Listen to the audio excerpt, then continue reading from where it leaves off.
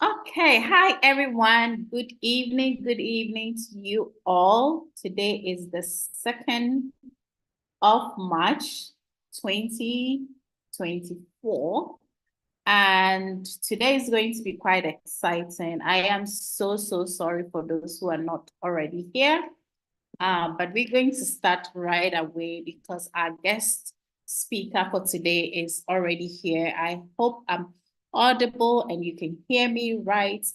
My name is Rosalind, and I am part of the Africa Dyslexia organization team. And today it's my honor to host this section of today, and I would also be taking today's training with you as well. But without much ado, I will stop sharing my screen. I already shared the profile of our guest speaker who is coming to speak, but I'll quickly touch on a few things from his profile, then give him the opportunity to introduce himself. So if you're ready to receive our guest, please put some action word in the chat box. Show some love, clap, whatever you want to put there. Let's show that we are ready to receive our guest. Our guest wants a red carpet laid. And so please lay the red carpet for him. Let's put in the chat if you are ready. Say you are ready in the chat.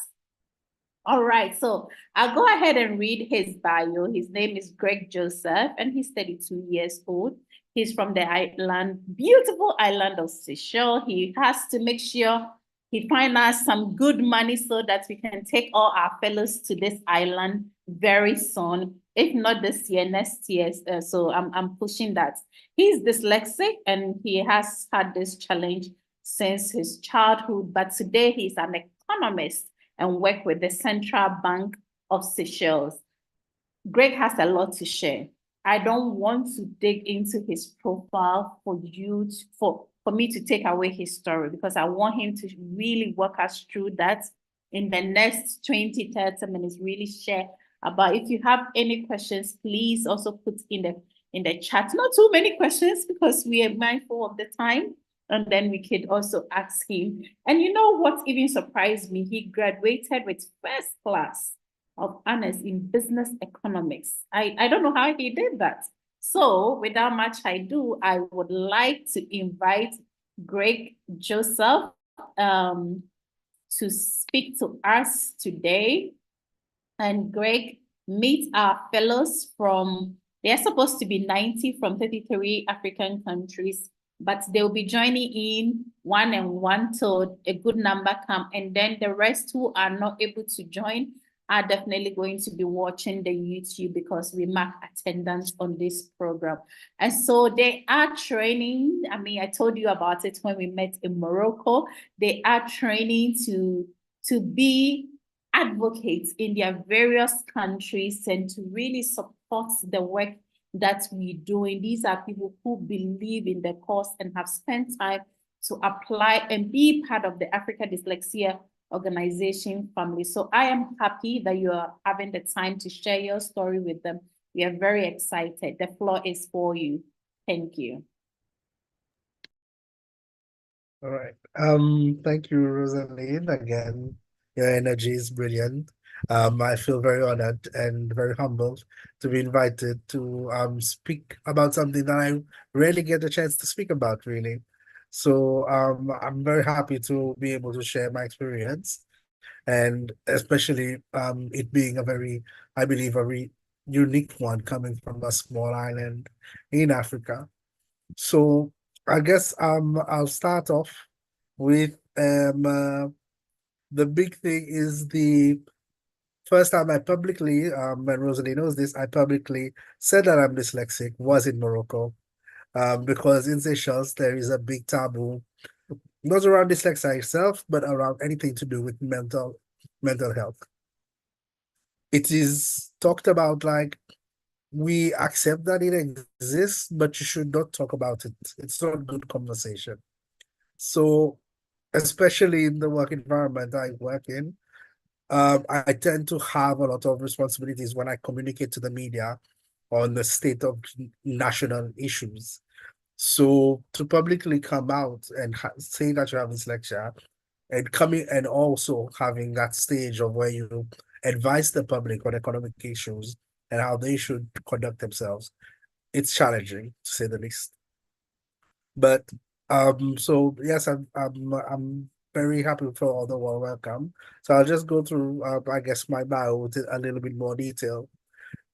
Um, when I started off, it was I believe the age of 12. I was going to Singapore with my auntie, and there was a museum there, celebrating how economically they have developed. And they have back then it was their 10th year anniversary, and Seychelles was celebrating their 25th anniversary. And the contrast in development was shocking to me.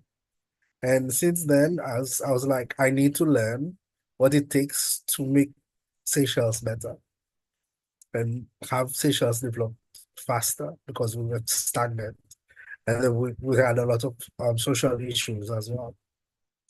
So through researching, I learned that, well, what I need is to learn the language of power. And the language of power is economics. So that's when I knew, like, okay, well, this is by learning that. I learned that the what you need in economics is a lot of writing and a lot of reading.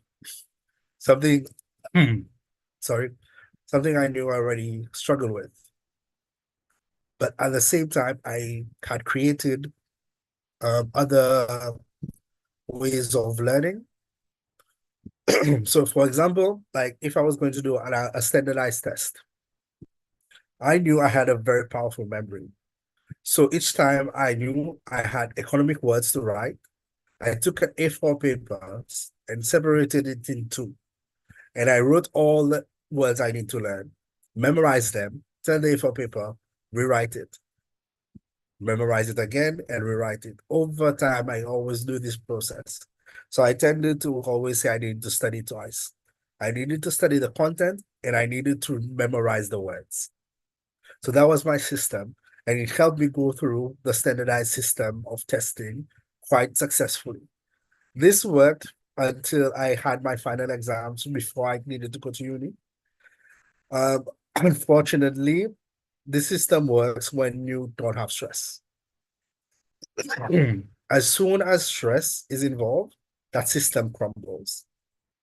And it crumbles so much that I forgot how to write my name and my surname on my first exam. So I asked the vigilator, can I get my identity card so I can look at my name? And he's like, okay. I wake up, go and look at my name, go back, write my name, and I forgot I need to write my surname. So I go back again, write my surname. And then I sit there, I'm like going to write the three essays in 45 minutes, and I've forgotten how to write my name. And all my subjects levels required me to do like essay subjects to write. So I failed to get the scholarship, but I still was lucky enough to get an opportunity to go to the central bank directly, but at a lower level. They were trying to do a program where they get people at a lower level to see if it works so that you can go through the ranks. When I got to central bank, my first job was literally copy and paste. It was a statistician assistant. It was nothing big. But then I realized that my strong suit played well there because I no longer needed to read and write without help. So the computer with its systems helps you a lot. So now I could concentrate on my strengths, which is problem solving, and I excel at it. I excel at it so much that the central bank gave me a scholarship to go to university. And that happened after 7 years. I got promoted 3 times to become a statistician, and then I went to UK to study economics. And in my university, which does they have a big program for dyslexics learning in university as well. And this is when I also did the test, and I knew what it was that was holding me back. I knew it was something. I didn't have a name for it. So this uni was excellent. It's most unis in UK does have these dyslexia supports. And so when I came back, I still didn't tell them because of the way you'll be perceived. But however, I came back and I became an economist.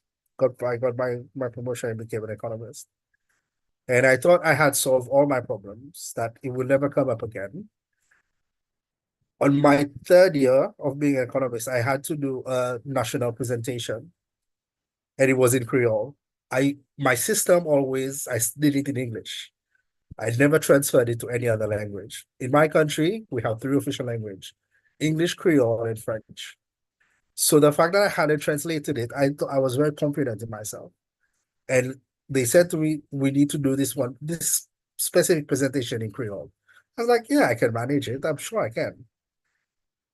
When I got to doing the mock presentation, I struggled a lot to read what was written down be because it was in Creole. And it was one of the worst times to mess up because it was exactly in front of the governor as well. So all the great track record, one moment of weakness, you fall in their eyes.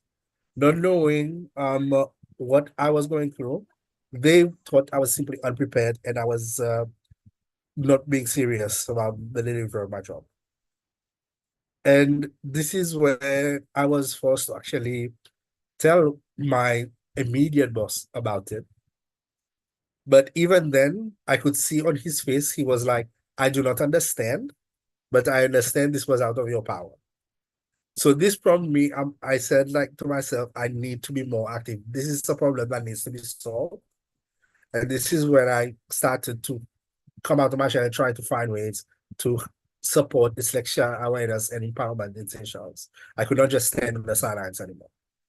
So this is when I use my platform in the NGO that I'm president, and that I said, well, this is a platform that we can spearhead because we are excellent in doing systematic change and changing policies in the government. So this is where I reached out to Dean in Noticeability. I met Rosaline, and I've been learning so much and trying to implement it in Seychelles at a very quick pace that I thought I wouldn't be able to do it this quickly, but the support that I've received, especially from Rosalind, seeing what African Dyslexia Organization has done, it's easy for me to replicate it in a way that it works for Seychelles as well. So because of that, has given me even more confidence that we can push out the program at a greater scale or even faster, and even not only for Seychelles, but the whole Indian Ocean, and have even a hub here in Seychelles for dyslexia for the Indian Ocean islands that is around us. So in general, that is my story. And I've got to the point now I'm teaching as well. I even teach economics. So I've learned through the stages that even if the challenges that I had faced, they all turned into making me better. And I must realize that even though I have solution, I must never forget that I am dyslexic, because there's a tendency that when it works, that I feel fixed. But it's not that. It's that I am dyslexic. This is a reality. I have my strengths, so I must recognize the weaknesses that comes with it. And this is something that I have accepted personally quite recently, I have to be honest. But yeah, that's generally my dyslexic story. And I would love to, if you have any questions to ask me or any input from the guys. Thank you for allowing me to share. Wow. Wow, wow, wow, wow, wow. Before I ask a follow-up question, if you are here and you have any question for Greg, please put it in the chat. If you want to raise your hand to ask the question as well, please just click the raise hand button there or put it in your chat you want to talk, and I will just open the mic for you briefly to ask a question. Whilst we wait for that, Greg, I like to find out, when all this was going on, what were the emotions you were going through, and how was the home like? What was the reaction of your parents? Um, Generally, my feeling was frustration. Um, I tend to feel that I've built a lot of knowledge over time, and I enjoy to share this. And it's frustrating when something blocks me from doing that. So most of the time it was frustration. It was like, I know what's up there, but to translate it out there, it's annoying. But when you look at family, it was exactly the way I feel before I was accepting that, yes, this is a reality. It's that we tend to forget about it because as long as it doesn't pop up, we shouldn't talk about it. It's fine. Like it will be fixed. But until then, we just don't talk about it. It's just this is why that actually prompted me to like have more act, act like involvement in bringing dyslexia awareness in Seychelles. Is the fact that we try to ignore it as much as possible. Wow. So I even at this stage as an adult, and I want our family here who are on this journey to acquire knowledge to become an advocate. Can you tell us if you still feel the difficulty of putting your thoughts on paper and with regards to reading and writing? What is your struggle now as an adult, and how do you manage on your day-to-day basis? Yeah. Technology plays a big role. The struggle is an everyday thing, like with and there are days. So some days I'm very confident I can write, my memory serves me well, and I gush out words. But I know I'm not spelling. I'm remembering how something writes. Especially when I'm writing articles for my job, I can write it alone and then send it. But each time, like I'm in a position where I need to write in front of other people, this is where it really comes up. And you'll just see like mistakes all across because I'm not confident. And that's when all the tools that I've built up fails me. It is strongly based on how confident I feel in the situation. I I agree. Like in my professional work as a hospitality consultant, I am good at it because I am simply good at what I do. But when I'm in the midst of people and you want me to put my thoughts together, even around the work that I do, then I feel like there's too much eye on me. And it just brings me so much memory from the past of being called up and standing in the middle of class and being asked to read a paragraph of a book and all those emotions. And guys, this is not a joke. It comes back to you even as an adult.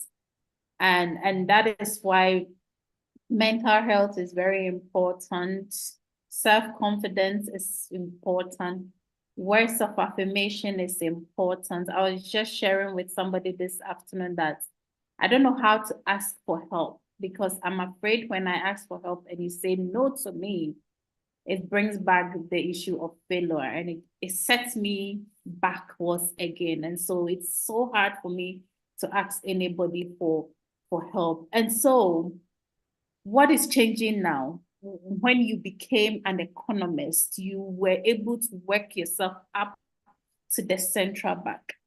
The people who studied with you, the teachers who taught you, have they gotten to know how awesome you are today? Oh, but that was always the discrepancy with my teachers. They found me as frustrating as I found myself because, like, in my interaction, they were like, I'm one of their favorite students. I'm supposed to excel. But when I do an exam, the result is not there. So, granted, that was my A levels experience. But when I got to university, because of the way exams are done and the consideration being made, I excelled. I broke records for the university in terms of scoring, even. Like it's like it depends on the environment and how it's like that the difference that it makes. But in general, all my teachers there, they had a before university, they had a struggle with matching my what I do in class and my exams. But when I got to university, because they were aware of such things, it just matched. It was just a better environment. And I And found this new very easy. this was in the UK or this was in Yeah, this Seychelles? was in the UK, yeah. Why must you leave your country to get support? Yeah, it's crazy. This is, guys, this is what we're talking about. Why must we leave the continent before we get the support or before we get to know that, okay, I'm actually not lazy, I'm actually not blockheaded, but this is the why must we are in 2024, for goodness sake. Why must it take, and when did you go to school in UK, Greg? That was from 2017 to 2021. Yeah. Why must it be so? He was in school 2017. I was in school 2016 in Switzerland. And that's how I discovered to be dyslexic. It's crazy. We need to do something together so that we can push this agenda forward. It might not be your sibling, it might not be your child today, but trust me, you never know. It's hereditary.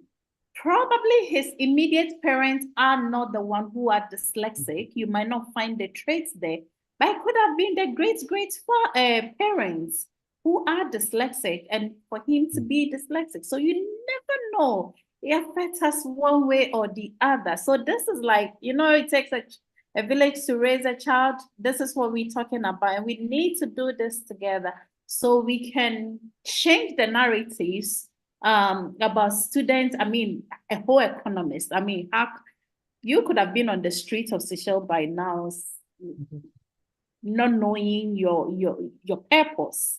And so let's see, we have some questions for you from Fatty. Fatty says, as an adult, what are your thoughts about the possibility of your child, into brackets, not sure if you have one yet, inheriting it, since this can be hereditary, not can be, since this is hereditary. Yeah. So yeah, what are your thoughts? I have been actually thinking about the same thing. I'm like, I know my child is going to be dyslexic probably. We need to find a way. So to be honest, I haven't given much thought about it since I don't have a child yet, and it's not in my immediate future. I tend to travel too much, and I have too much of a busy schedule. To be honest, that hasn't come up to my mind, but I feel like I would answer it in like now that I think about it. 2 years ago, I would not give it any thought because 2 years ago I was trying to ignore that I had dyslexia. Now, I would say that it makes no difference because they're going to be brilliant no matter what. So, because I know that if I could learn the skills I needed to manage and excel on my own, then my kid having my help can only do even better than I would. I agree with you. And we have a question from Naomi.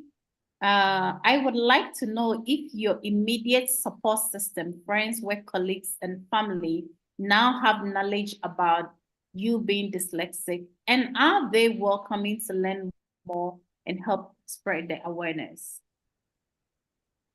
I will be honest, the knowledge is improving, but it is still something that I'd rather keep out of thought.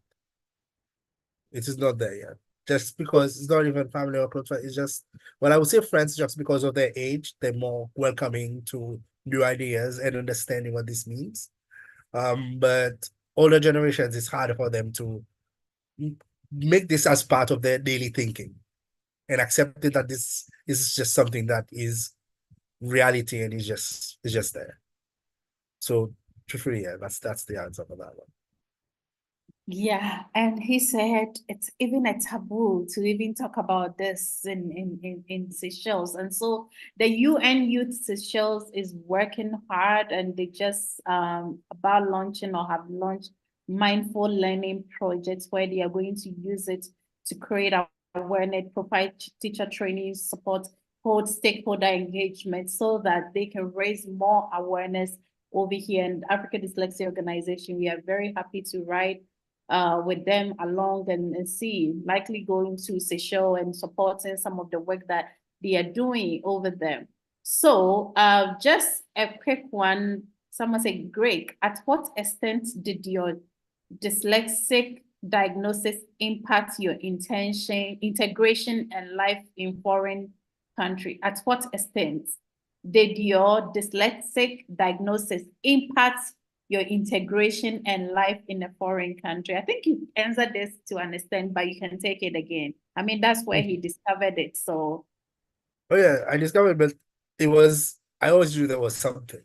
It just didn't have a name.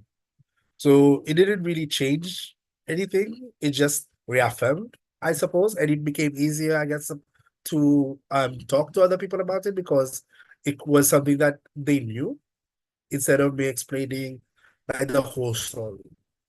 But in general, it's like it was always known that I had this, but there was just not a name to it. absolutely. And I have to say a big thank you to you, Greg, for, I think this is your second public sharing about your dyslexia journey. And it takes so much effort to open up, especially coming from a country where no, you do not have to talk about it, and knowing very well that you have people from across Africa listening to your story, but you still said yes to appear here and even say that. I say congratulations. We deeply appreciate the efforts that you have put in. Wow, he's about leaving, but I will take these two last questions and let Greg leave, and then we can continue. Your questions came late. Okay, so Stella is asking, please, did you have to formally learn the other language in your country? And if yes, did you have difficulties with did you have difficult with it like you did with reading and comprehension? Yes, in Seychelles, it's a very traditional educational system. So for you to advance at different stages, you need to pass like different barriers. And I wanted to go and get a scholarship for the government. For you to do that, you need to be able to get into the school of advanced levels. And for you to get into the school of advanced levels, you need to get a minimum C in all of the language-based things and have three academic and the other three academic needs to be a B and higher. And you need to take the extended programs, so the advanced programs as well.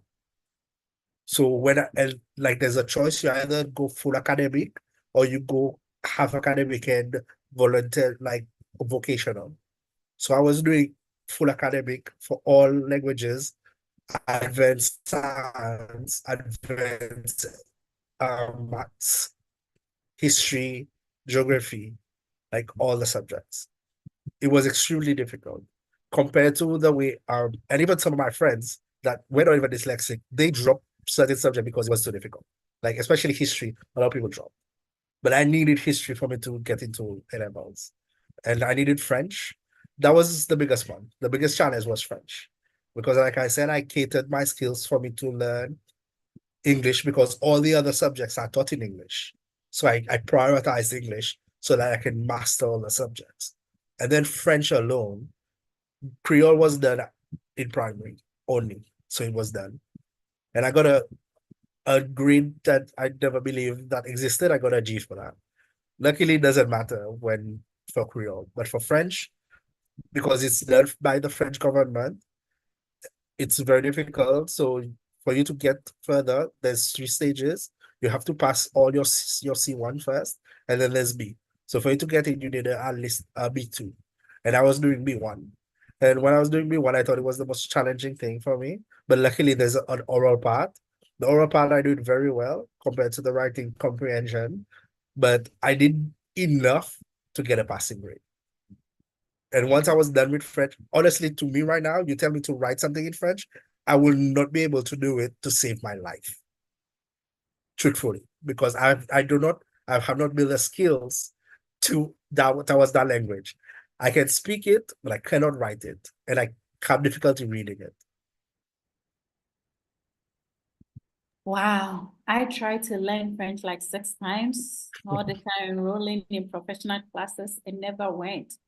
For those of you from Ghana, I can't read. I can't read and write Chi. I can speak Chi, but I cannot read and write Chi. It's just like that.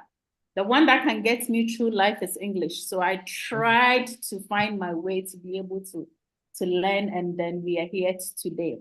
There is an interesting question for you before you leave, and we will leave. We'll let you go in a moment. It says that what support or intervention did your employer put in place for you to be able to carry out your role effectively now?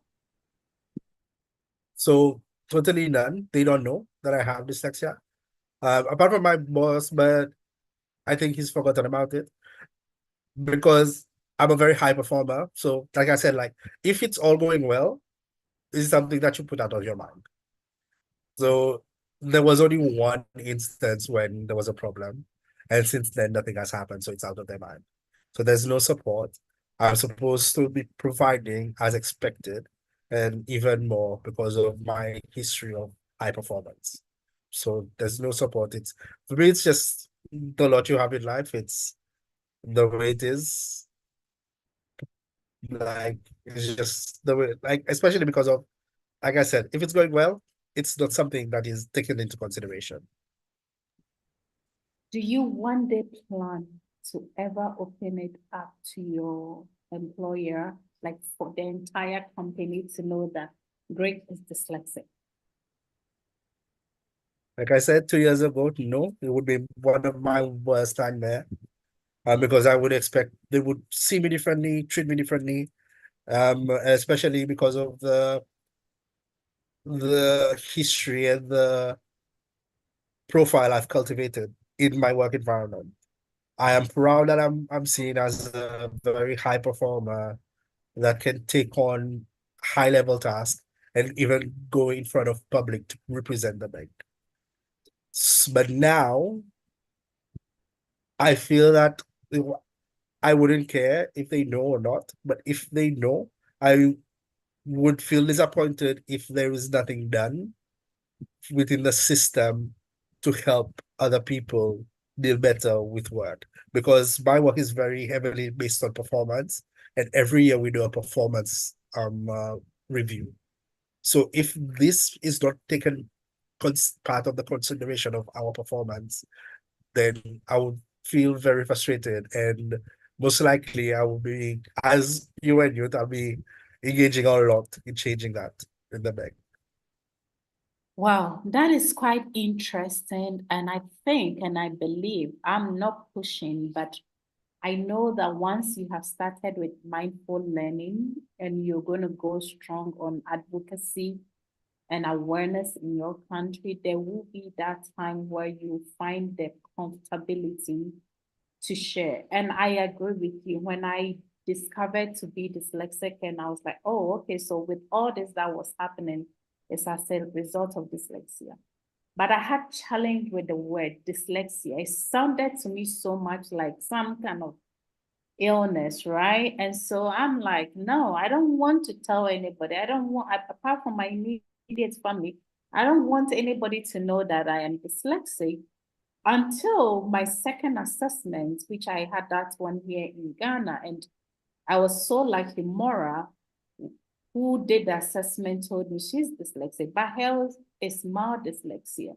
And she really took her time to sit me down and break down what dyslexia is about and made me feel like, listen, this is not anything to be ashamed of. This is not something to keep quiet on.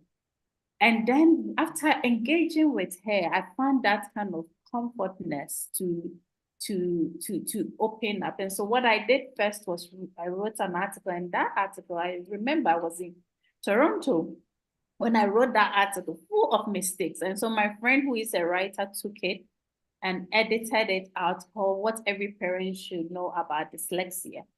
And we sent it to a media house to share it. And I received, so I still have those emails, so many emails from parents, from from teachers asking, what are you talking about? We can identify the traits you're talking about. And that's what sets the journey for Africa Dyslexia Organization, because I realized the need was there. Because we need to promote inclusion at the workplace. We need to highlight some of these things. And I'm going to share a training made by Dyslexia with you, which talks about how the workplace can be more inclusive for people like you and I, and look at it and maybe share it with your friends and see how you go about it, because you have your ability to perform very high. So that's great. But let's think about the dyslexic in the workplace who still doesn't even know. There might be some of your colleagues right now who are struggling so much to perform their work and they are dyslexic, but because they don't know, they haven't opened up to anybody and they are stressed all the time. Somebody posted something here saying that I just spoke with a dyslexic person working on a bigger copper mine in Zambia. One challenge he has faced is salary adjustment because of his dyslexia. Have you faced such? So it was a question. But you know, it's because one, I think this copper mining doesn't know anything about dyslexia. They don't even know how to support this guy here. He doesn't even know how to open up to his employer and really argue his way out that I deserve more. I am performing at my job. It is not about English. It is not about reading and writing, but I am performing and I need you to look at A, B, and C. Until we have a lot of us really pushing these people up, they will not give us what we need. So for me, that's what I would also share on this part. And I'm sure, and trust me, with this project you are on, next year, next 2 years, you see it will be a different time around. You'll be like, Rosalind, we've trained everybody, every organization in Seychelles. So that's what for me, I'm leaving with you. Yeah, I mean, If you have definitely, any I totally agree. comments. I would just like to say, like, at the end of the day, I appreciate a lot of the kind words that I'm reading in the comments as well in the message section. But at the end of the day, I feel like for you to be an advocate and spokesperson for dyslexia, when you have dyslexia, you need to make your peace with it first. Like I said, I would not be ready 2 years ago. Now that I have made my peace with it and I accept myself, and I'm proud of being dyslexic because I've recognized a lot of my strength come because I have a dyslexic mind. It's you make your peace so you can advocate for other people. So definitely, yeah. With the project, I hope, especially with me being out there, I hope I encourage others to do the same as well. And I love what you just said, that if you are dyslexic, you need to find your peace with it and your comfort with it. And it's so important. Nobody have to rush. If you're parents, I know some of the fellows are parents here. If you're parents and your child is not ready to talk about it, yes, it's just not ready to talk about it. So that's very important. Stella is saying thank you for the input on the question to Mr. Greg. So does it mean that having dyslexia means that no one would have means that one would have difficulty comprehending and reading in other language aside English, like we generally know? Lady Rosa, kindly prove more insight from an experience and from research possible. I would say from my point, not from research possibility. I have known, I know a dyslexic who is very good in other languages as well. And then I know several dyslexics who are just focusing on English, something to make their life just easy. So from my point, I can't say yes or no to that, just that I know that I can't lend I've tried several times my local language to be able to read and write is not working. I've tried French, it's not working, but there could be a dyslexic, and I know there's a dyslexic who is very good with other languages as well. Greg, do you have anything to share on that before we let you go? Yeah, I think it's how it materialized. Like for me, I don't have problem reading. Like I'm slow, but I don't have problem reading in any language or like the base language that I've learned. I'm just slow. Because I've trained myself as an academic to concentrate in English. Of course, I'm faster in English because I have more practice there. But I'm slow in French and Creole, but I can read. But in terms of writing, because I cannot pronounce or spell, because I didn't get intervention, I did research and created a method for me to be able to do it. So my method relies on memory. So the time and effort for me to memorize a whole other language, it's tasking. But yet I find that I started it with Spanish and it's going on very well. So I think it's how it materialized, because all dyslexia, I mean, it comes differently to different people, and it's like a spectrum. So how it materializes and how you gain the coping mechanism really matter.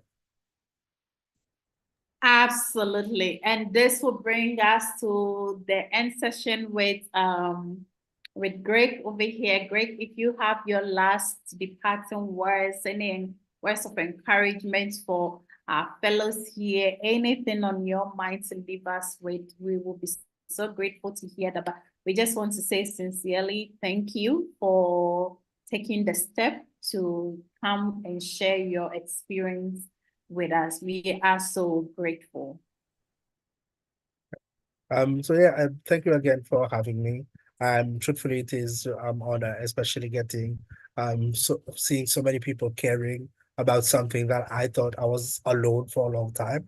So it's always very rewarding to see a lot of people that care about the issue of dyslexia and wanting to improve the world around them for dyslexic people. So thank you very much again. I really appreciated it. Thank you so much for coming, and we look forward to more sessions coming on the advocacy program Definitely. from next year. From this year, actually, application opens very soon, and we'll keep you updated. And so I'll catch up with you very soon.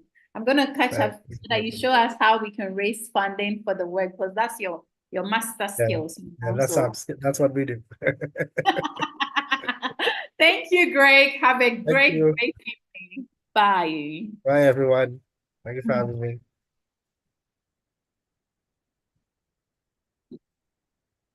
All right.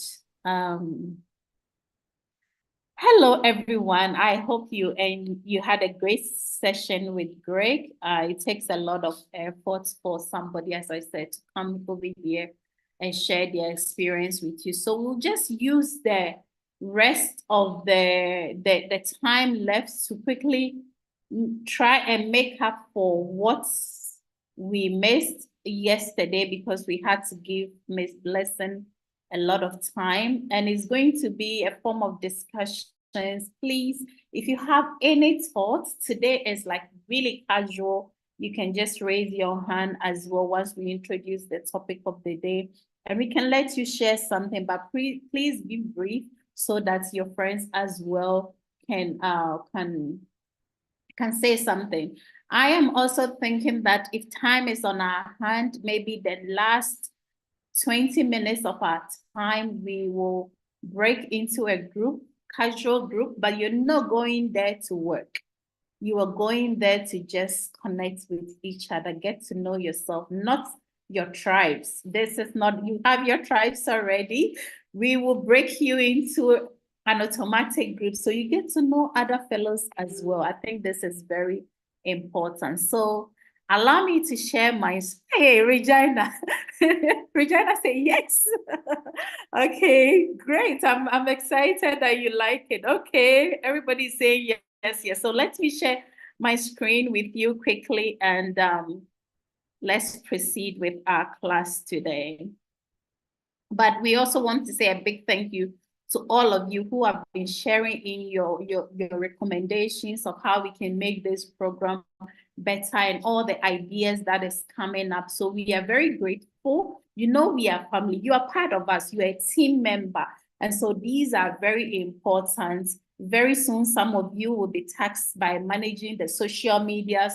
Some of you will be taxed by writing newsletters. So there's a lot of things we're doing so that you really can feel as part of their family. So we're looking forward in working with you.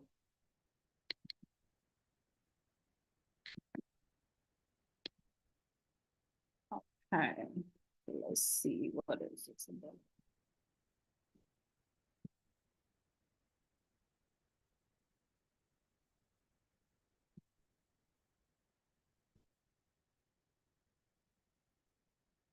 All right.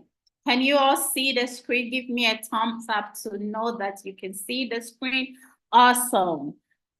So today's class is, what is happening here? Awesome.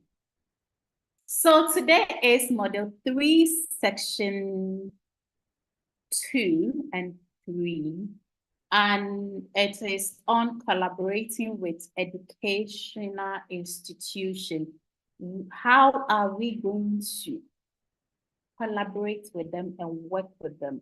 Because much of our work is between education institution, parents, policy makers.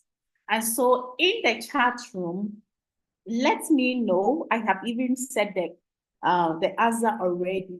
Who are you when we say educational institution? What level? What type of educational institution are we going to be engaging with? Put in the comments so that I know that you have the right information already. With all that we're doing today is on collaborating with educational institutions.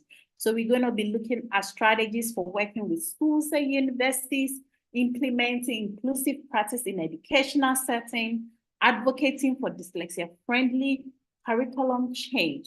So who are we going to be working with on this journey? Who are we targeting? What educational institution are we targeting? Please put it in the chat, and as we move on, I will be reading them out.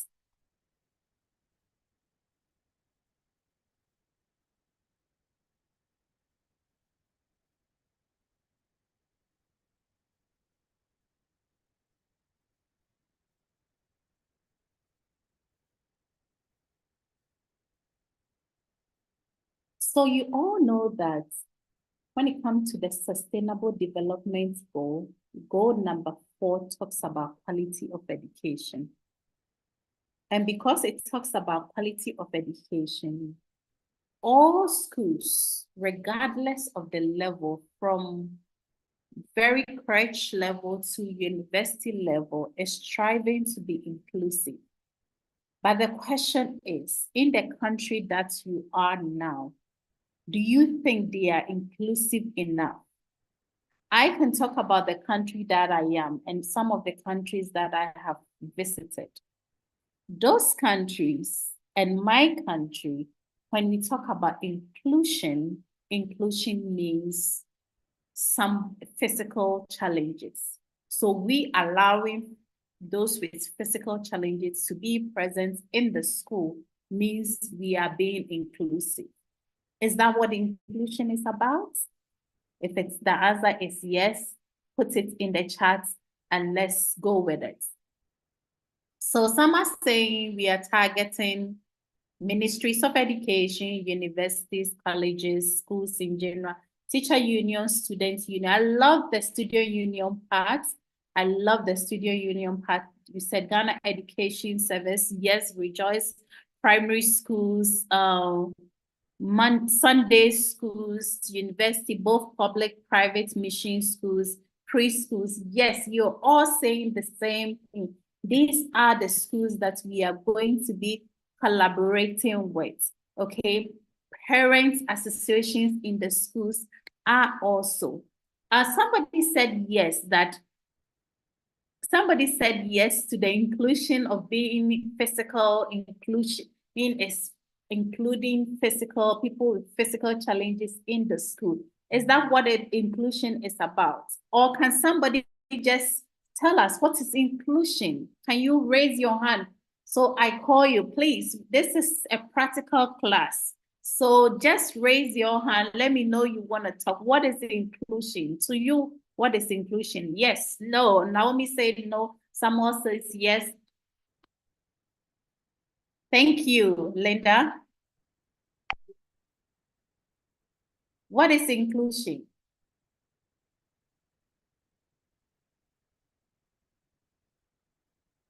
Thank you. Inclusion involves not only physical disability. Yes. So you and Linda, you're saying the same thing. Inclusion doesn't mean physical. Inclusion is the person that has no challenge plus the person that has any form of challenge. That is what inclusion is about. It's saying that leaving no one behind, giving equal opportunity, equal accommodation, so that people can thrive is what inclusion is about. So why is it that our educational system, when they are talking about inclusion, we're leaving out students with learning challenges? And so the homework for everybody here is, please get a copy of your country's inclusive education policy. I would share the one that Ghana have, but get your country's inclusive education policy and share in our WhatsApp chat group so that the team can collate all of them and then be able to have a folder to share with everybody so everybody can have the policy that is from another country. What we set to do is to really digest this inclusive education policies and then see where the gaps are so that we are able to go and speak professionally as people who know what they are talking about.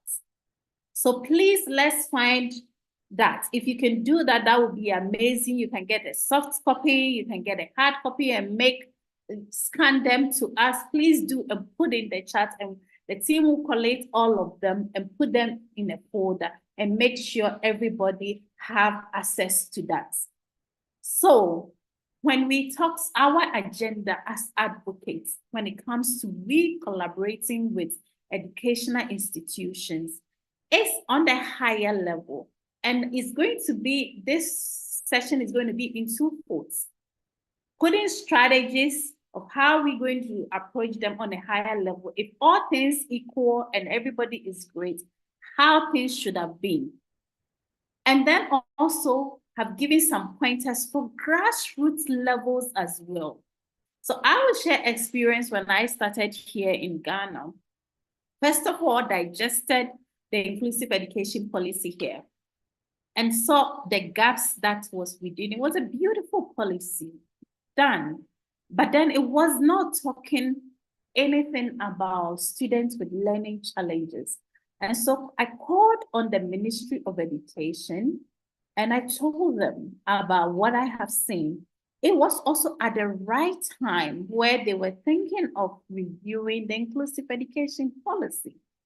And so they invited us to be part of the technical working team to review Ghana's inclusive education policy. We've done it to an extent. Yesterday, I was at UNICEF and it's almost ready. It's left with the communicating parts to get there.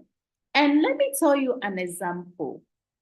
Last year, July, we had a physical training, and the physical training had 60 teachers. We had some 2 teachers coming from Nigeria to join. And we asked if they knew about Ghana's inclusive education policy and Nigeria's inclusive education policy. And out of 60 teachers, we only had 3 yes. And so what tells you about a policy that was enacted when 2016, and we are talking when 2023, and it's only 3 teachers who are saying yes to it? That means they failed. From the higher level, they failed in communicating it. And so this new policy had a communication base of it on how the information is going to go to people in the schools. So we're going to collaborate with schools administrators, educators to raise awareness about dyslexia. We will also offer sessions about dyslexia to our community. And some of it is working together with the Africa Dyslexia Organization to do. So for example, Wednesday, if you have the calendar, the entire calendar of the organization, you see Wednesday, we have Dyslexia Global Conversation coming up. And so when we put the information out there, invite people in your community to tune in, invite your child's school school administrators, teachers from your child's school to listen in. So these are some of the ways we're going to engage them. You could also organize a virtual session where we can give you resource people if you yourself cannot organize that session and be able to speak with people in your country. So these are some of the ways that we're going to be collaborating. Quickly want to see what we have put in here. Inclusion means acceptance of diversity and differences, removing barriers to learning for people with additional learning needs. Absolutely. Adult educational institutions such as organized workshops for parent teachers. Absolutely. Inclusion refers to the practice of ensuring that people of backgrounds, identity, ability are treated fairly and have equal opportunities. It involves respecting and valuing diversity and promoting a sense of belonging for everyone. Inclusion can be seen in various contexts such as education, employment, social settings, and it is an important concept in creating more equitable society. So let me pose this question to you all. We're going to be talking about inclusion so that you drive dyslexia and related learning challenges in. But when you go onto the field, and this is one challenge I have failed, where someone asked me to define them inclusion, and I almost said what I just read out.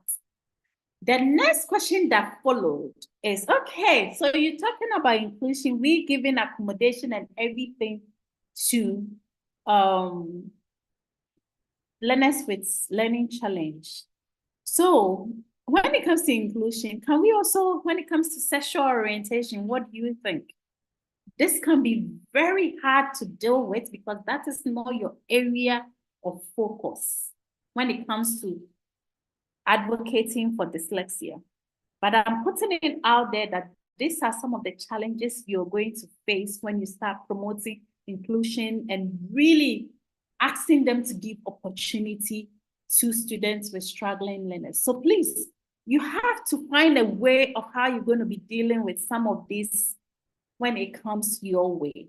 This is not the platform where we're going to discuss onto that, but I just shift that in so that this will come into your mind. Because some countries frown on it, some countries don't, so it depends.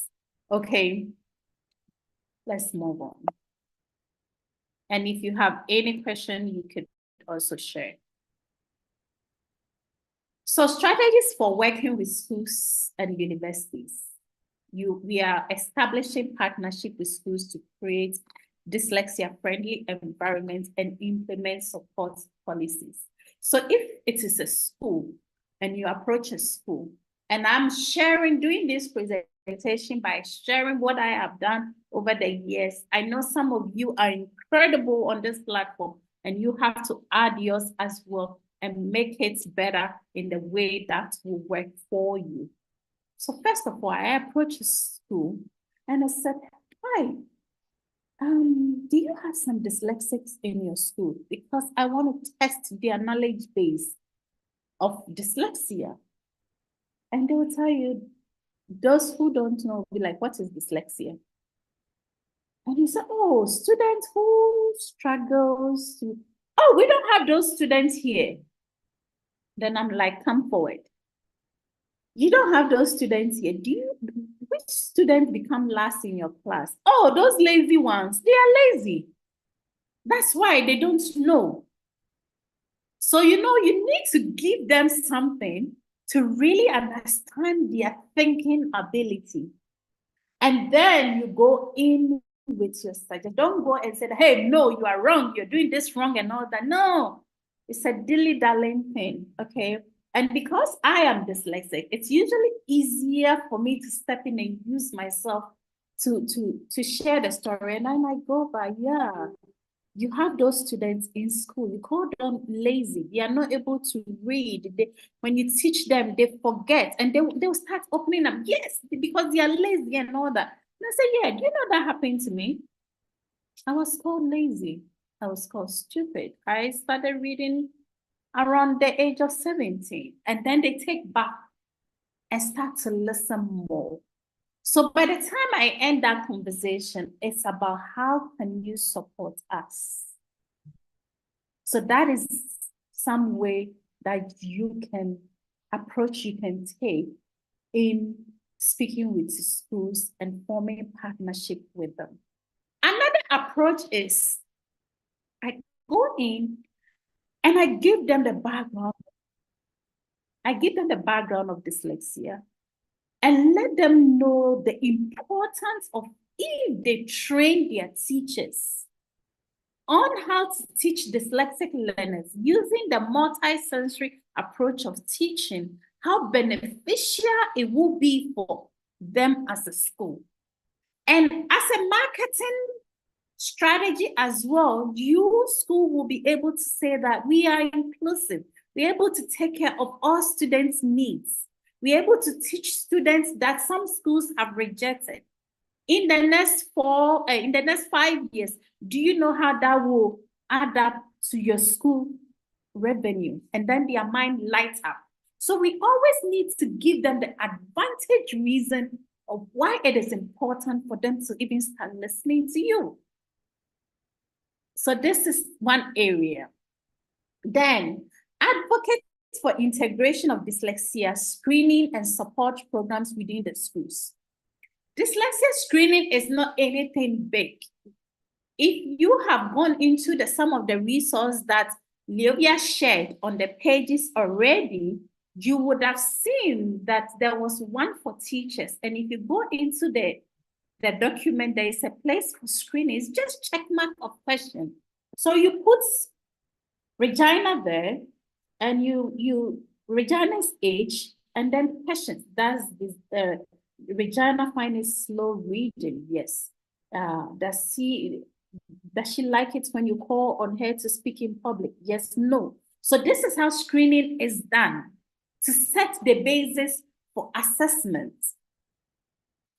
And so you need to advocate for that also in the schools, because then that will bring their mind onto something. But until you train the teachers and be able to give them that support, that resources to use, they wouldn't know how to use. So don't already go into the school and say that, hey, this is some questionnaire for screening, take it. It will not make anything to the school.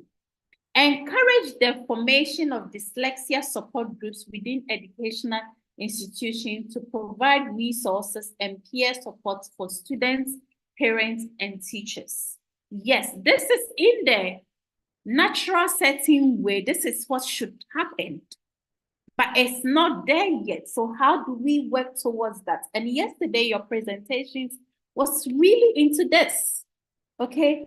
Some of it were into this. How do we speak to teachers? How do we speak to parents? How do we even form peer support group within the school settings? So these are some of the strategies we are going to be working on as we move on to create more awareness. Implementing inclusive practice in educational settings. So that's where I'm still looking at the time so that we're able to spend time today. But let me quickly go through to see what informations you're putting here. Rejoice says, please, are there some existing tools or strategies to employ in teaching dyslexic? Yes. So Regina, that is what I mentioned as multi-sensory approach of teaching. Rejoice, let me know if you're a teacher. And then structured literacy is almost talking about the same thing. So yesterday you heard from Ms. Blessing that we have 4 types of learners in the classroom. If you remember, put it in the chat. Let me know you remember the 4 types of learners that Blessing taught you that they are in the classroom. Please let me know in the chat so that I know you remember before I can go ahead. So I'm looking for other comments as well.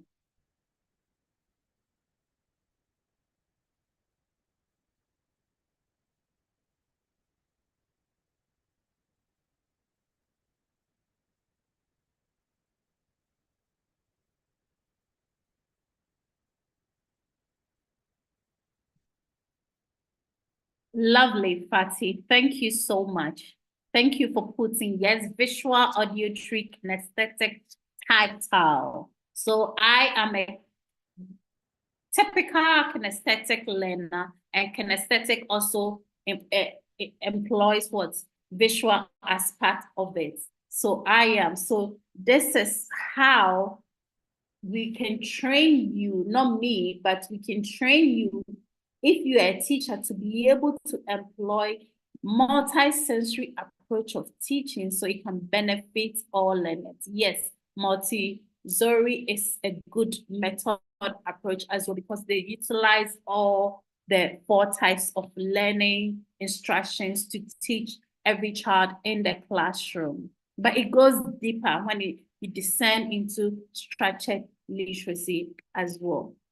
So like promoting universal design for learning, and I don't know how many countries here who are already utilizing the UDL principle in teaching, but in Ghana, we have the UDL, and the UDL seems to be going okay, but always the challenge is when policymakers set something up, the process of delivery is the challenge. Really letting teachers understand why we are doing this and training them to be able to execute it is the issue. So though it is here and everybody's talking, we're using the UDL and UDL, please, not every teacher is able to do it.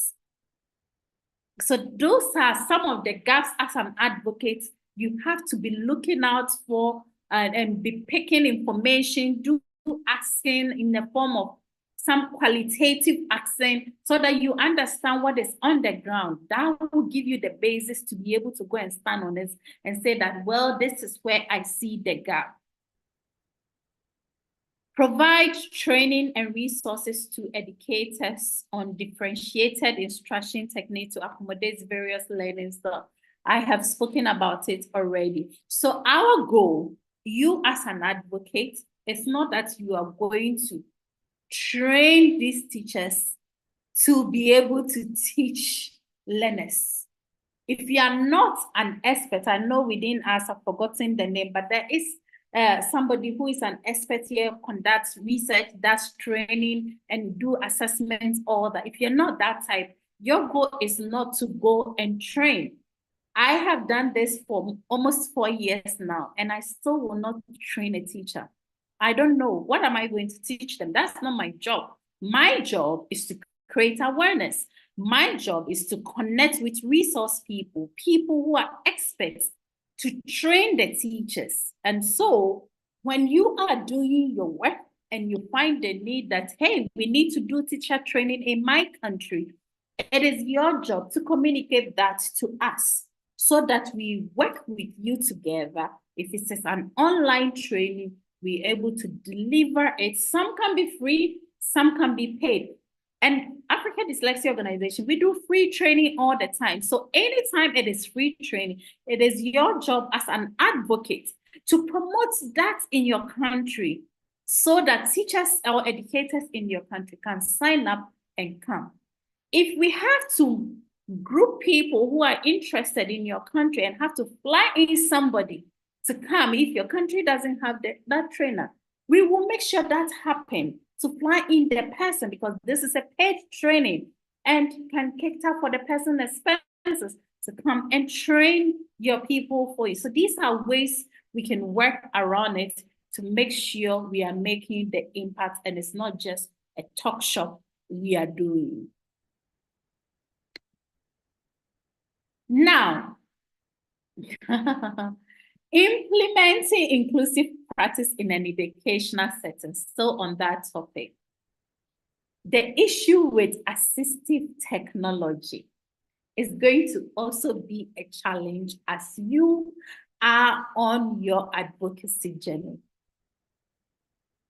if you go and tell a parent right now, or if you go into the school settings and say that, oh, let's use assistive technology to teach students here and there and all that, people are being like, are you crazy?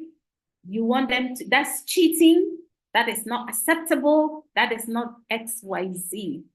And I hear it when I remember ChatGPT came up, all the professors everywhere is saying that no to ChatGPT, this is cheating, this is undermining, and all that. So please see the angle you are going to tailor your stuff. But when it comes to assistive technology, it is good for a lot of dyslexic or even all dyslexics. It is good. However, it depends on the age appropriate you're introducing assistive technology to a student. So for example, yesterday they were talking about the reading pen, and you have a child who is 6 years old, and you go and you say that, hey, my child, take reading pen, put it on the word and it will read to you. What you are doing to that child is you are taking the advantage of intervention from that child. Because now our goal is to raise awareness. Our goal is for schools to be open to train their teachers to be able to teach all students in their classrooms. So now if you're going to say that let's use an assistive technology like a reading pen to teach a 6-year-old, which we have opportunity to teach rightly so that the child will be able to read, write, and do well, you are saying we should start this. So that means you're taking that opportunity from them. But for example, somebody like me at my age, finding out to be dyslexic in my adult time, already having so many issues on me, I don't even have time for me to sit down and say that I'm going to do any intervention for myself to write, to speak the best of English. I still don't know grammar, so I don't know when I'm putting full stop and all punctuations and all those things. It's going to worry me. And so I started using Grammarly for longest time. I started using speech to test for longest time, just to enhance my ability of the things that I do. And so a university student will be given a speech to test to speech, will giving, or if they want to use a reading pen, they can use a reading pen. But we have to know how we're going to talk about assistive technology when we are talking. People that would be open up to embrace it in their schools, especially university levels and stuff, will see how this will be beneficial to them. But whether we like it or not, technology have come to stay. And I tell you, Africa, we are very, very backwards in technology as we speak.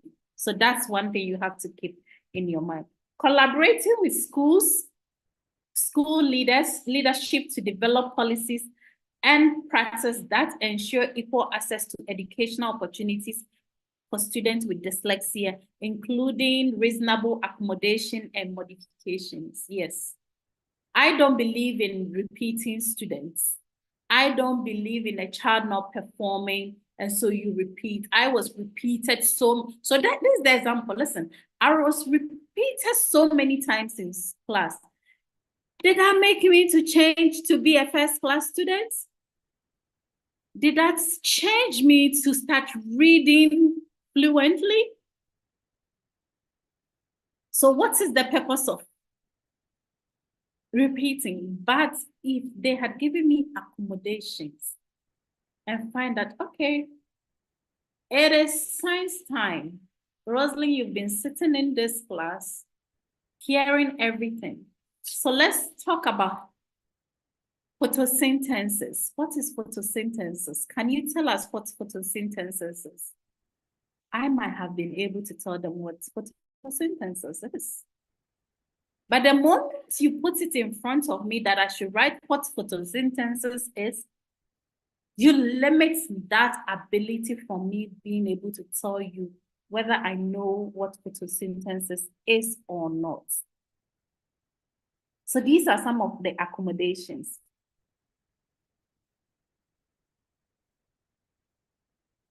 Can we give extra timing? And I know there is a guy here from the private school council who is promoting this in Ghana very much. And for those in Ghana, if you don't know, GES have the accommodation that when it is BEC time, if the child is assessed by the National Assessment Center, they can get accommodation in terms of extra time, somebody reading their work to them. It is here. It has started slowly. And that's what we hope to achieve also in different African countries as well.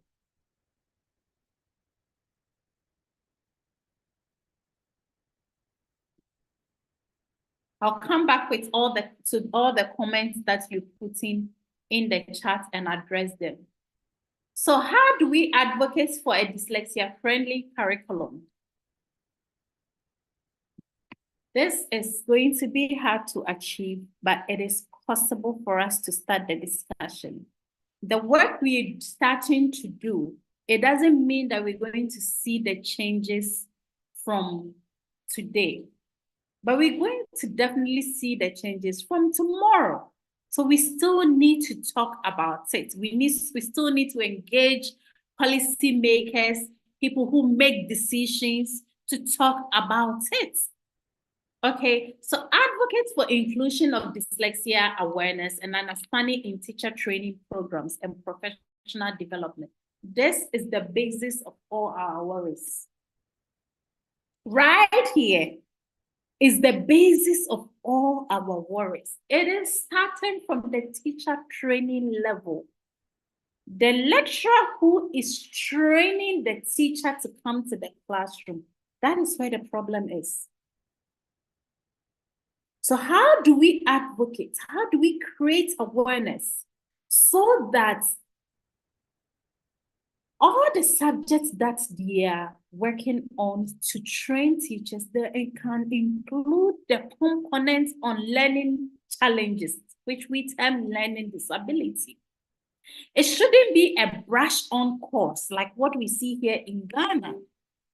This should be something that has to be taught and students taking assignments on and practical works on, even going into classrooms to go and study and bring reports and write a framework around it. This is how we need to go about it. Why am I saying that? We had 11 teachers trained online with a trainer from the US last year. It was a 2 month, was it a 2 months training? I've forgotten how long it was. And these are teachers in the classroom. Trust me, they were struggling with phonics. So I'm sitting moderating and I'm thinking, if the teacher who is teaching is struggling with phonics, then what are they teaching the child? To be able to read and write. And I tell you, you might go into the field on a larger number of teachers, and this is the case. Recently, teachers sat for an exams here in Ghana where some of their papers leaked. And if you look at some things teachers were writing, you ask yourself, are these people who are teaching? So there has to be also an awareness to even the recruitment process of accepting people into the training colleges to train to become teachers. Because for what I know, people just opt for some of these career opportunities to go into training colleges because that's the only way out for them. I need a job, so let me go to the training college and get a job. Our advocacy and awareness must address some of these issues so that we will call them out and be able to work with them in a respectful way. You know, we are Africans. Respect is everything. So don't go and say that, and you're doing this wrong, XYZ, and you don't know what you do. You have to be very diplomatic in your dealings. But from that level, teacher training level, is where the issue is. And we have to address, once we address that and they incorporate learning disability lesson in a long length in their curriculum, a lot of the work that we're doing will be fantastic. Collaborate with curriculum developers and educational policymakers to integrate dyslexia-friendly teaching strategies and resources into their curriculums across all subjects. Yes, this is true. Is it going to be today? No, maybe the next 10 years is when we're going to see this, but we need to start talking about it now. I have started here. Whenever I visit any other African countries, I try to reach out to the Ministry of Education and start talking about it. So what are you also bringing on board? Let's come together and do this work. Promote the use of evidence-based literacy instruction methods such as structured literacy. We've talked about this already. So I'm just giving you the scope of what in the grade settings, what should be happening in our educational institution and how we are going to go about it. But you have to master your information. You have to master your arguments and be able to engage people on that higher level. I'm not afraid to walk into any room now to speak to who, a minister of education or education policymaker. No, I am not. And I'm hoping you will get to that stage as well so we can do this work together. Advocating for dyslexia-friendly curriculum continues. So let's advocate for the implementation of universal screening for dyslexia in education settings. I've said this already. Work with school districts and educational agencies to allocate resources and funding for dyslexia support services. Is this going to be an easy task? No. No, because here I will use Ghana as an example. If you go to school district and even talk, especially the public schools, and you even talk about this to the school district director, they'll tell you, go to GES. Go to Ministry of Education. There's a roadblock. You can't actually even go into public schools now and do something when GES hasn't given you the mandate. That's why we are very lucky to be endorsed by Ghana Education Service, because that gives us the opportunity to go into the schools and speak to anybody we want to speak with. So that's the level we want to get to. But if not for all these roadblocks, this is the natural way we can create awareness and advocacy and work with people to start seeing changes. So what I shared before is like the high level if you're creating awareness and there brings any roadblocks and all that. But what you see here, which I am not going to go much into it because I'm going to share this document with you, is grassroots, what I have developed as a grassroots dyslexia advocacy map. So raise local awareness, partner with local schools, establish support network, advocate for inclusive education policies. And if you see here, I say attend local school board meetings to advocate for policies that support students, such as universal screening, accommodation, and resources, just as I said. But this one, you attend local meetings like PTAs. Say, hi, my name is, I would like to come and talk to your parent-teacher association about this subject. And then you start giving them examples of people who are dyslexic. We are trying to make a change in our country, which is going to benefit you as a school as well. But we want parents to also understand so that they stop comparing and labeling their children. We want to work with you together to make this. They'll open their doors. They will open their doors for you to go and speak to them. And once parents start rallying behind you, it works like magic. Then the schools are forced to start making little changes. And so with all that I said from the other part is what I have just breaking it down here as grassroots dyslexia advocacy map. Engage with local media. I saw in the feedback some of you gave, you were referring to, oh, money and funding to do this work and all that, which are genuine concerns. But I tell you, African Dyslexia Organization is not funded by anybody. African Dyslexia, anything you have seen us do for the past years has been my resources and the resources of friends and family. It was only last year that British Council supported one of our programs, which is the Dyslexia Education Stakeholders Forum. When you are starting something, it is hard. Nobody believes in you. Nobody believes in what you're saying. And to talk about it, dyslexia, people don't know. So how do you even stand out to say that you are asking for support? But we're hoping that together with you, that we're becoming a larger group. Now we can tell a story together and be able to get support one way or the other. So if it's in your country, you identify any opportunity, you tell us, we design something together, you go and pitch it. If we have a way of also getting into some of these places, we will also do it on your behalf, and then we execute a project in your country. Please, whatever you do, make sure we are aware of it, because it will be really sad if somebody go and use the organization's name to do something that we are not aware. And you know, now people love to find out information and not email us and just start saying something else. So we want to do this together as a family. I keep stressing, as a family. So local media, they are there for you.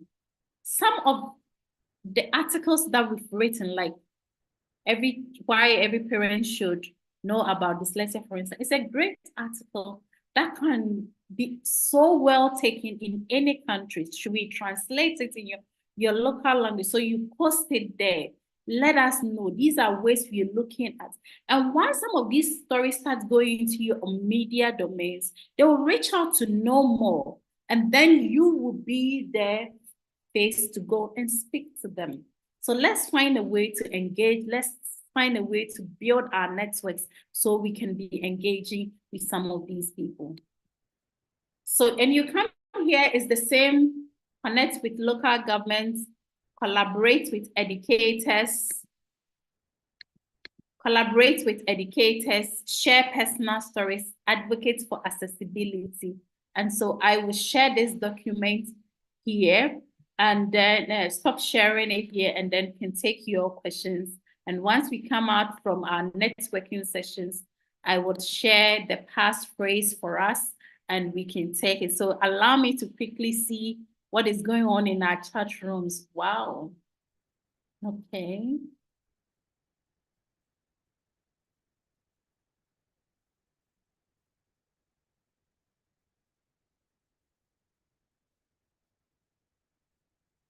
Please drop the documents in the chat room so that the team can collate all of them and make sure we put them in a folder so everybody can have access to it. No, I've not used colored overlays before, and this is to you, Kelly.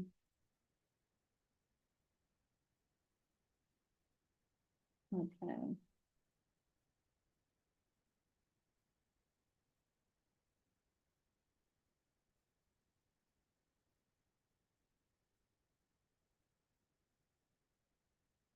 Okay, so Elizabeth is saying, as a curriculum developer myself and someone who has been in the educational sector for very long, I can defend repeating students in class. National exams are written and certain standards are required to excel at a level. The other option is to drop the student out of the education system. There is simply no space in the Congress public educational system to allow for any other mode of assessments learned. Such students have to write exams, allowing unprepared students to proceed to national exams in any national settings. Okay. At least to suicide. We don't want that for our students. Miss Kelly, can you unmute to share a little bit? I'm quite interested to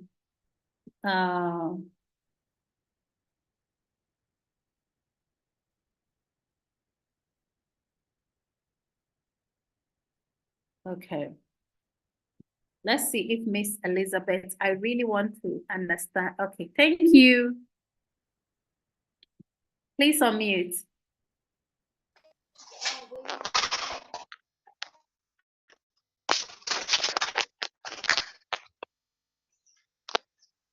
Hello, hello, hello. I don't know whether you people can hear me. We can hear you.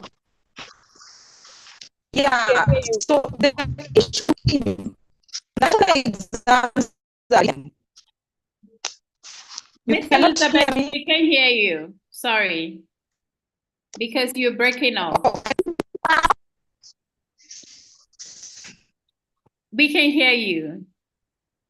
What you can hear me now? Your microphone is not well. So it's not positioned well, so we can hear you. Okay, I'll take. Okay, guys.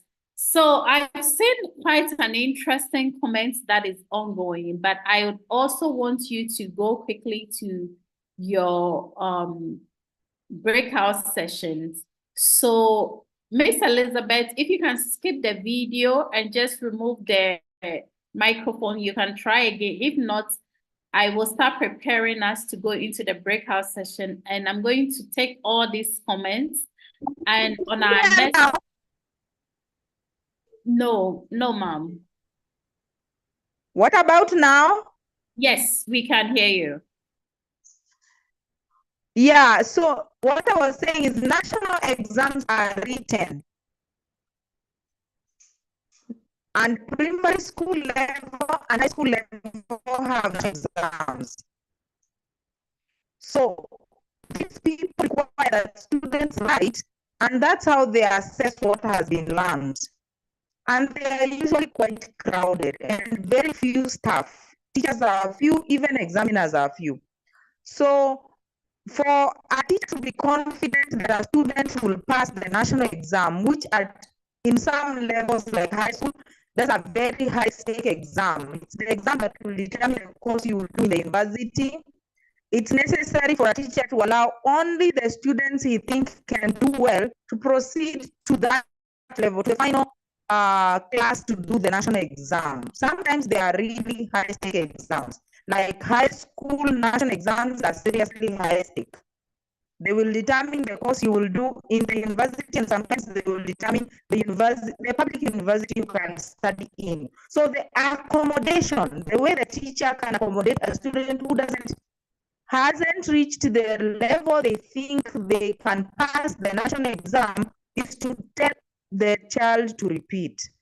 That is how the teacher is trying to accommodate that child in an education system that examines, assesses only by writing. If it were public school, private schools, maybe, or that allow any other mode of assessing, that people can give accommodations. But national exams, especially those that can be transferred, the qualification you get, you can use it in another country. The exam has to be written. Primary school and high school.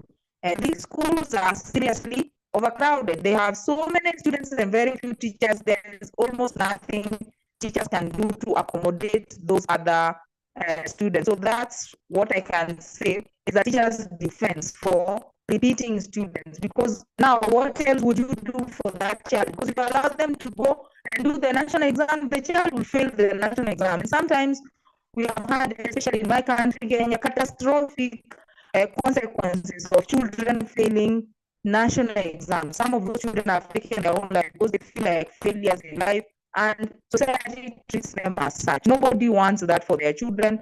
So there is no point in setting up a child to fail. There's no point in allowing a child to sit a national exam when you are clearly sure they will not do well. Yeah, that's what Thank you so much, Elizabeth. Yes, your points is well understood, and I'm sure everybody understands that. But if we do this awareness very well, and teachers are trained properly and given all the resources they need to teach the child, there won't be a need for this. Because trust me, repeating the child also doesn't do anything. I was repeated. I was almost 18 in JHS 3. Did anything change? No. The only thing that started changing was when I went to the culinary school. And because I'm a kinesthetic, now that I know I'm a kinesthetic learner, it makes sense why I was doing well and I love school then.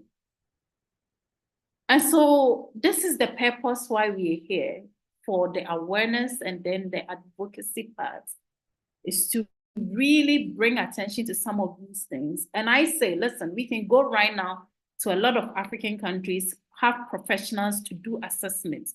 We probably will have so many people or so many children being dyslexic, saying that they are dyslexic, but maybe they might not be even dyslexic. Maybe they are just simply not being taught well.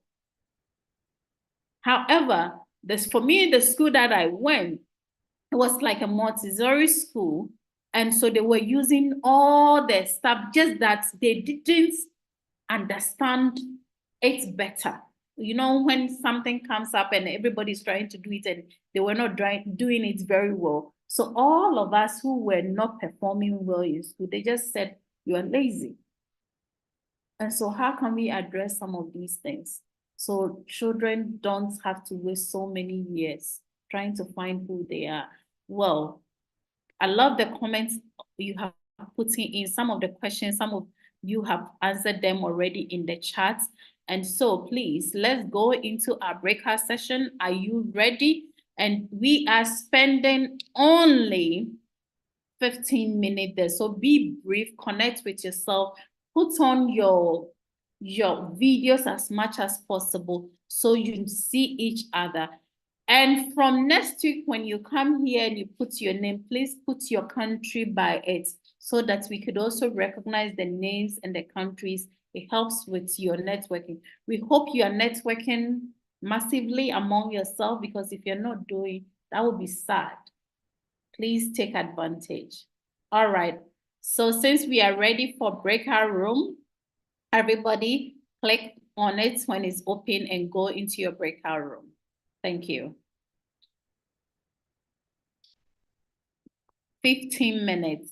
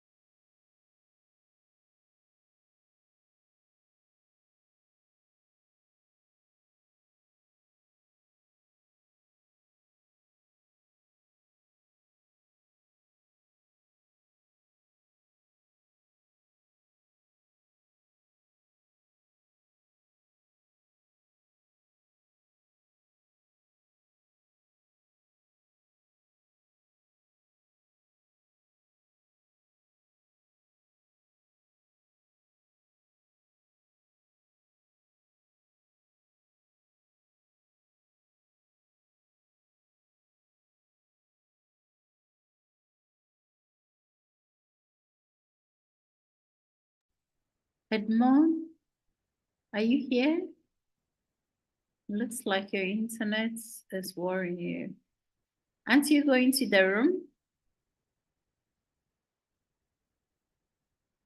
You're muted. Aren't you going to your room? I didn't get the room. Oh, I did. It says you are supposed to be in room 4. So I'm sending you to. All right.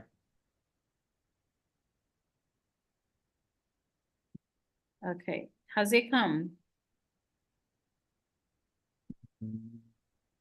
Not yet.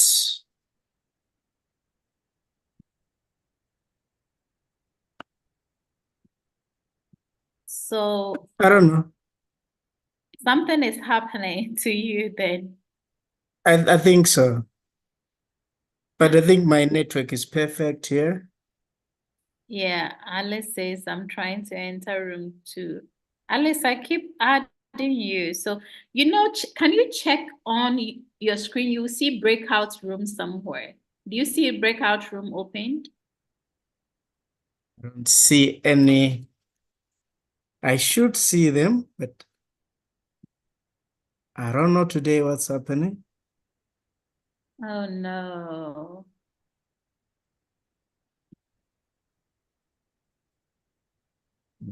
Okay, Alice says she has seen. So it's on. Check under there.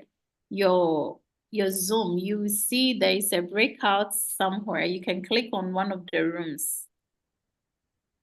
Let me check it out.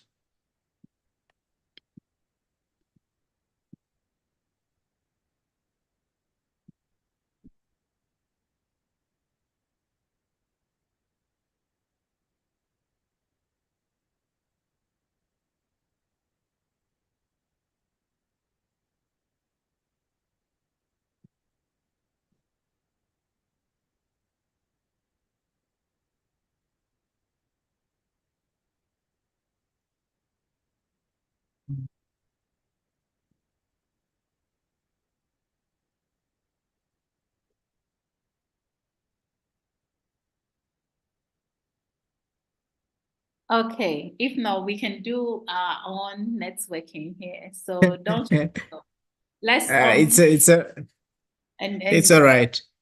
Mhm. I'm there are how many? Two things that I just came to my mind when you were talking. The first I have observed is when universities calling for papers and are holding conferences, I noticed they hardly include these issues in their call for papers. And so, like there's one that will be coming up in Kenya. It's on the gifted and talented. And I really looked forward to seeing something like that on that. But I saw there was really nothing. And so I sneaked in dyslexia because as some of the most dyslexics, they're gifted and talented. And so that's how I brought it in. And so I was sharing with other colleagues that these are some of the opportunities we can use. Even if you are not given that opportunity, there is always a way of bringing it maybe as a subtopic, and it will blend very well with like this one. I think there are themes on policies on the talented and gifted, and these could be also dyslexics. So Yeah, I yeah. was saying, yeah, that's Because how some of these issues can come in. absolutely a lot of the dyslexic, even the children, like now through the advocacy, the kids that are coming up and have been assessed and confirmed, even here in Ghana, are so talented. Like Yes. I have one girl, Abrina, she makes her own clothing. Nobody has taught her to make clothes. She just asked her mom one day, buy me a machine and buy me scissors, Okay. stuff that they can, and she started cutting. Okay. She paints very beautiful artwork. She plays the piano. And I'm like, Uh-huh. how many of us knows how to play piano? Yeah. Very few, very few. Very few. And she's dyslexic, but Mm. she's gifted. And so even here in Mm. Ghana, talking about gifted, our minister is very strong on gifted and talented. But they are talking about the giftedness and talented, but not talking about these students might be also facing challenges. Yes. Because you see, like also mental health. I was talking to some specialist on mental health, and I was saying you should think also of widening your scope of understanding mental health and describing it. Because if these gifted, and I was telling him that these gifted learners, you'll find that most of them, they have learning difficulties. And so this puts a toll on their mental health. And so if you just talk of mental health using a straitjacket approach, you miss out on them. And they were surprised that they didn't know how to knit these things together. Yeah. Mental health is it's a very crucial part because I Yes. have parents coming to the office crying. There was a parent who came with a child. The child has even completed university, but the child is still struggling, severely dyslexic, and contemplating suicide. And so why the parent is crying is because they are afraid to leave this child at home alone. Okay. Because they don't know what will come. The boy is asking, why do I feel different? Why am I different? So that side of the mental health, but in Africa, the moment we start talking about mental health, oh, you are implying that Yes. I'm going. Yes. Well, if you have just joined us, the rest of the team are on breakout session, and so we may have to let you also go into a room so you meet some people.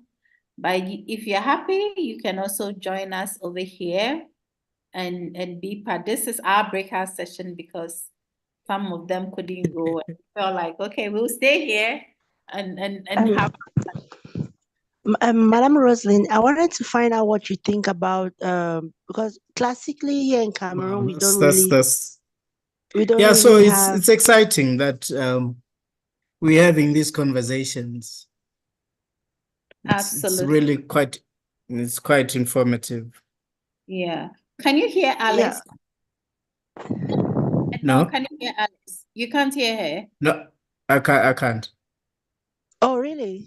I thought I was. Is it from Can my you? end? Okay. Hello. I can hear you, but he can't hear you. So I'm wondering what's happening here. Yeah, maybe it's from his end then. Okay, I Yeah, was I wondering don't know. what There I should be something happening because even the other lady who was saying she's in curriculum development, I couldn't hear her. Oh really? I could hear fine.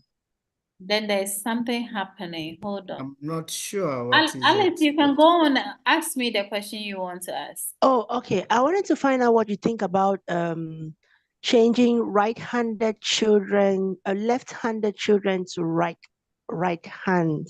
So could that be some sort of a cause for dyslexia? Because we have children, I have some children in my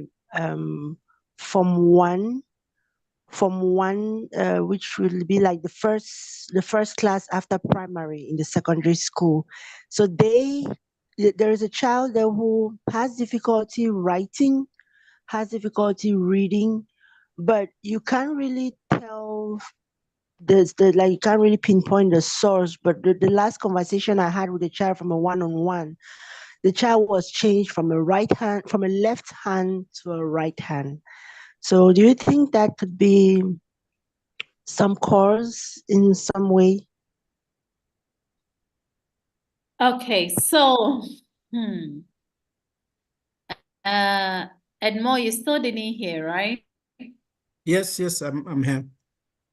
So she asked me, what do I think about the student that we forced them to change from left hand to right hand, if it will have impact on dyslexia? This has not come up in any, since my readings. I haven't heard, but I also have heard a lot of left-handed people who were forced to change that. It has kind of affected them. I don't know if any policy, I don't think there's any research on this, on how this affects child. It's weird that Alex is talking to me. I hear him, but The Obama Foundation has Can you something hear me? on that, but that's at the global level. I don't know how much Alice, African countries. can you hear Edmore? Yes, I can. I can hear him fine. She can hear you. So, I don't know what's going on here. So I was saying the Obama So she's Foundation. left-handed, forcing Foundation. left-handed to use right hand. Yeah, So I'll try to check for this. I've never heard of it. Me too. Yeah. So I was saying that What did you find president about of- the Obama's foundation?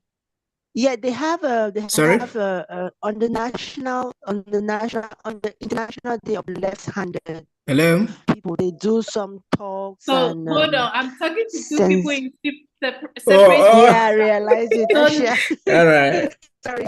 So now she's saying, Yeah, so yeah, does yeah. it say anything about dyslexia? Because we don't have any research, so I can't say that yes, it Oh, is. okay. No, it doesn't say it doesn't specifically call out dyslexia, but it mentions, because the way the brain is wired, when you're left-handed, your left side of the brain communicates with your right for thoughts and actions to take place at the level of writing and thinking. And if you're right, your right side of the brain communicates with your left for writing, thinking to happen. So when you're forced to be right-handed, when originally you're wired to be left, it delays the process, and that too doesn't help with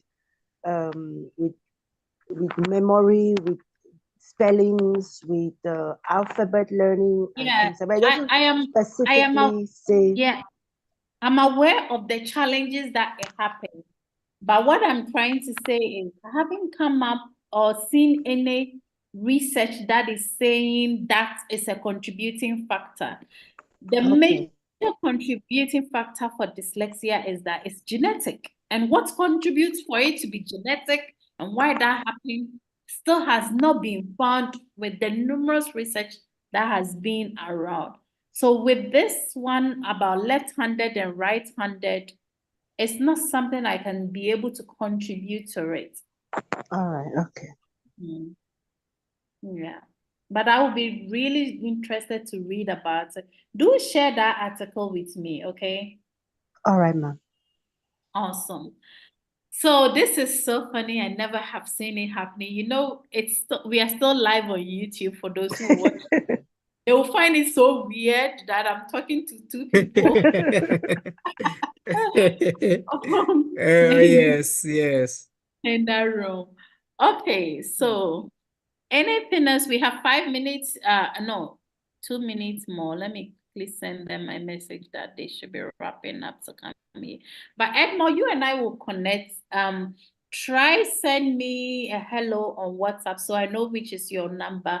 My number is the one that I shared. If you go into the chat now, I said we have started. That's my number. All right. The others are the team numbers. So if you share anything with them, it will go to them. But the one that I posted, like we've started and I added the Zoom link, is my number. You can say hello to me because I would like to speak with you more. It's all right. Maybe one more thing.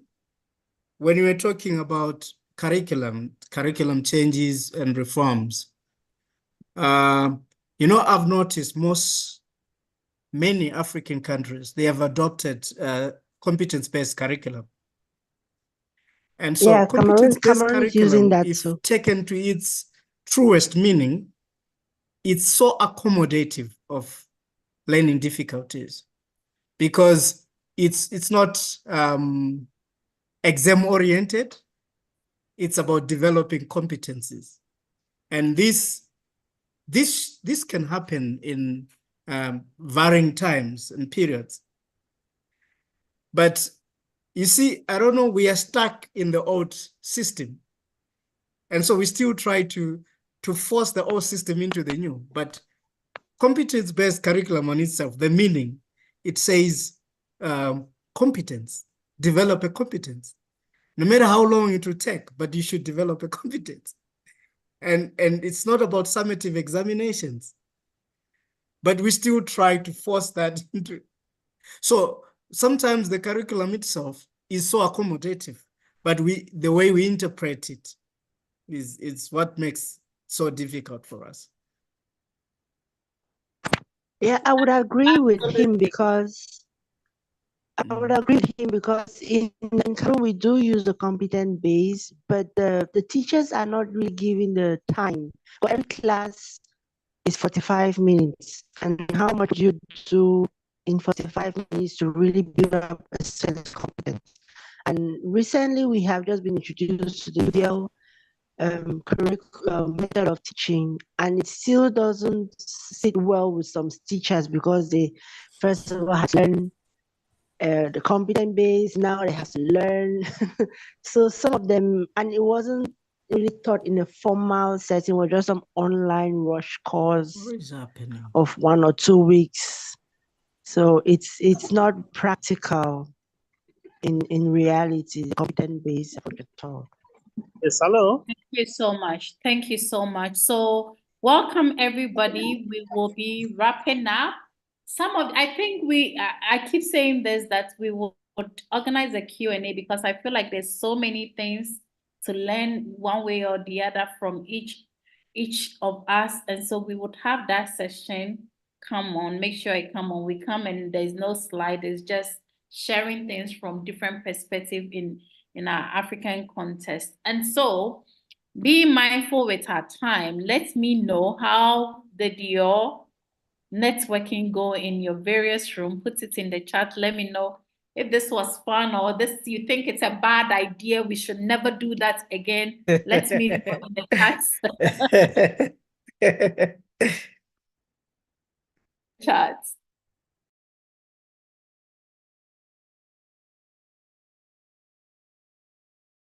Oh, I see. I also need some networking, so I'll be calling some of you separately to just talk. Me too, I need to network. Hey, we should have more. We should have more of those. We have a lot of learning to do. Wow. Okay. Okay, great. You know why this is important? Imagine when we were in school, they were making us to do these things. Sometimes Oh, yes. and your mind is so tired, and you just ask Mm. yourself, how much can these kids consume information? Even adults, they are saying it's interesting. We should keep doing that. It's true. It's true. Okay, not a bad idea. Okay.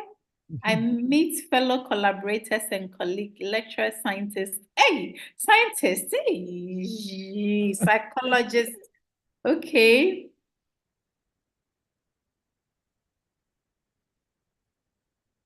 Okay. It was great, but the time couldn't permit. Oh, wow. That means some people were talking more than 1 minute because it was 15 minutes and you were like 9 or 10 in the groups. So I don't know why you didn't talk. But what we would do is that we will have a session for networking. So many things are here. Just encourage your tribe members to be available. Encourage them to come for classes, because we're still seeing the same names appearing and appearing and appearing all the time, which I applaud you for that, because it's not easy to sacrifice 2 hours for Friday and Saturday to be here. I applaud you highly, but encourage your people, because that day will come where we would say that we are sorry, you didn't meet the attendance standard of training, and so we cannot add you to the advocates. It would be a shame. That is not the aim of anybody. So please encourage your tribe members. It's been wonderful hanging out with you. I hope I was able to share something valuable with you and that you were able to take something out of it. Do give us your feedback when we send you the attendance form, so I will be able to evaluate what I can do better next time. I wish you all the best for the rest of the weekend. Oh, thank you for reminding me. Thank you so much. Let's share. Okay.